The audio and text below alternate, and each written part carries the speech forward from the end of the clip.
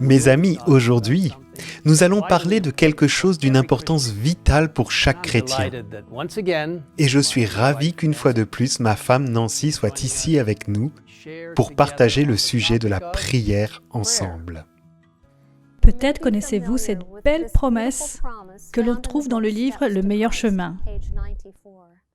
La prière est dans la main de la foi, la clé qui ouvre les trésors du ciel, où sont renfermées les ressources infinies de la toute-puissance. Et pourtant, croyons-nous vraiment que cette promesse étonnante s'applique à nous, personnellement? Le monde essaye de nous convaincre que la prière n'est pas nécessaire, ou qu'elle ne fait pas vraiment de différence.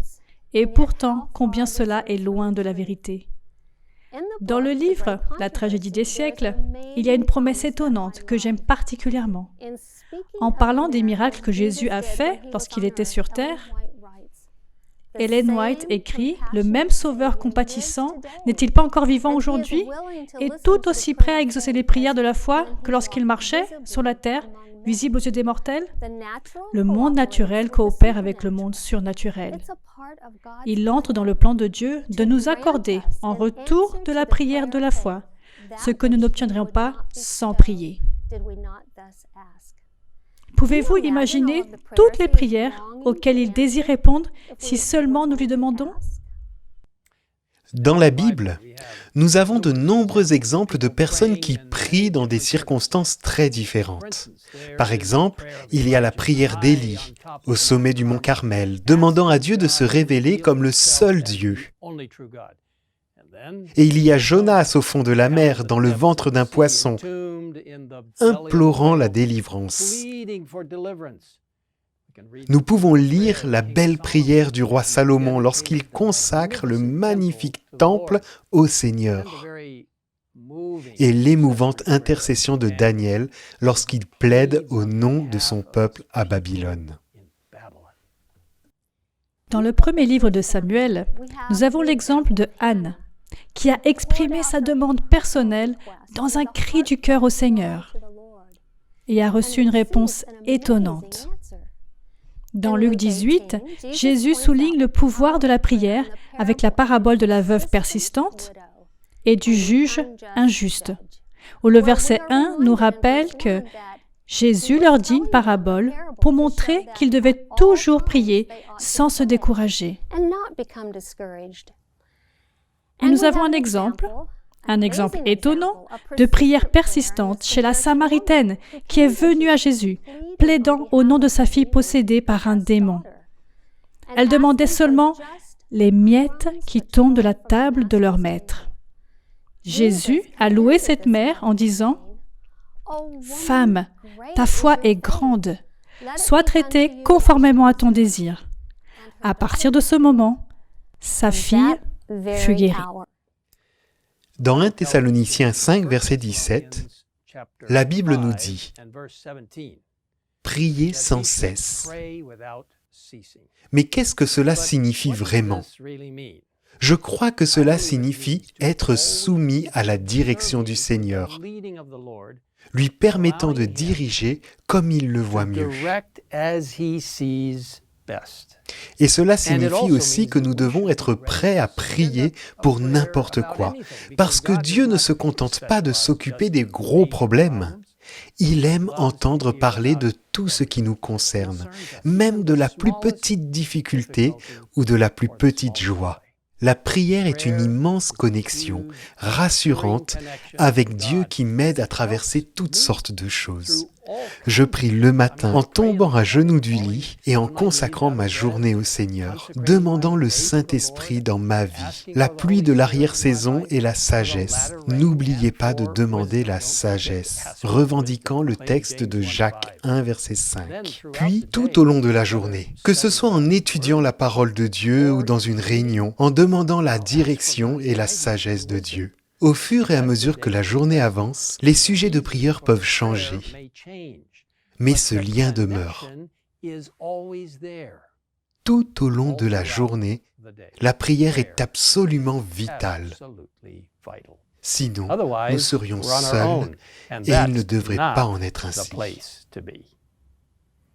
Vous savez, plus je vieillis, plus je me rends compte que Dieu fait tout ce qu'il peut pour éveiller chacun de nous, pour nous sauver, pour faire pour nous ce qu'il désire tant réaliser. Et cette prise de conscience a affecté ma vie de prière. Je m'inquiète moins et je lui fais plus confiance. Je partage mes préoccupations avec lui.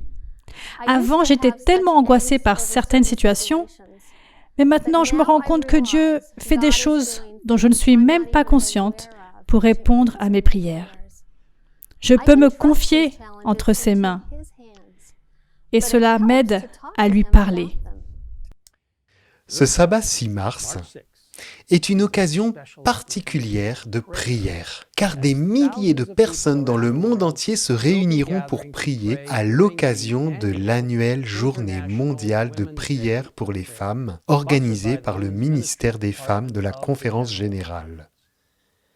De plus amples informations sur cette journée spéciale, ainsi qu'un ensemble de documents très utiles peuvent être téléchargés gratuitement sur le site women.adventiste.org.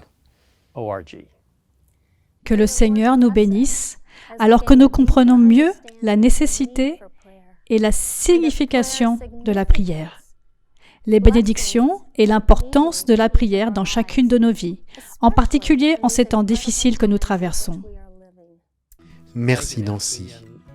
Et voudrais-tu prier pour nos frères et sœurs du monde entier et surtout pour cette journée spéciale de la prière pour les femmes? Bien sûr, inclinons nos têtes. Père Céleste, quel privilège de se présenter devant toi, dans la salle du trône céleste. Quel accès incroyable nous avons avec notre Père Céleste. Seigneur, aide-nous à réaliser combien tu désires nous entendre, combien tu désires entendre nos louanges. Et Seigneur, tu désires nous entendre, peu importe comment nous nous sentons sur le moment. Même si nous sommes en colère, ou si nous sommes troublés par le fait que nous pensons que tu n'as pas répondu à nos prières, ou que nous sentons que ce sont peut-être des choses qui ne suivent pas ta volonté, tu désires nous entendre à tout moment, Seigneur. Parce que tu veux nous aider, tu veux nous satisfaire, ouvrir la voie, nous guider, nous donner de la force et nous bénir. Alors Seigneur, je prie pour toutes mes sœurs du monde entier. Je sais qu'elles ont de nombreux rôles à jouer dans leur vie, celles qui restent à la maison et s'occupent de leurs enfants, celles qui essayent de travailler et de s'occuper de leurs enfants, celles qui ont un travail de haut niveau. Elles peuvent être seules, Seigneur. Elles ont toutes besoin de toi. Nous avons toutes besoin de tes bénédictions, Seigneur. Et aide-les à sentir que tu es avec elles, que tu les écoutes et que tu désires répondre à tous leurs besoins. Nous te sommes tellement reconnaissantes, Seigneur, parce que tu es un Dieu si personnel et que tout ce qui nous concerne te concerne. Alors apprends-nous, Seigneur, de plus en plus à prier, à t'atteindre.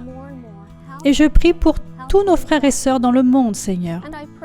Tu sais que nous avons tous besoin de toi et que tu es notre tout.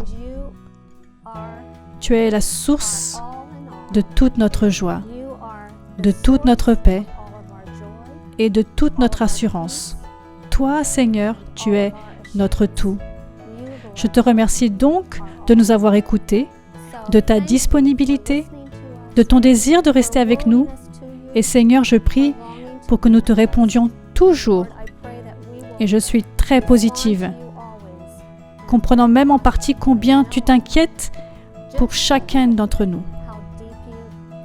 En cette journée mondiale en faveur des femmes, je m'engage en faveur des sœurs.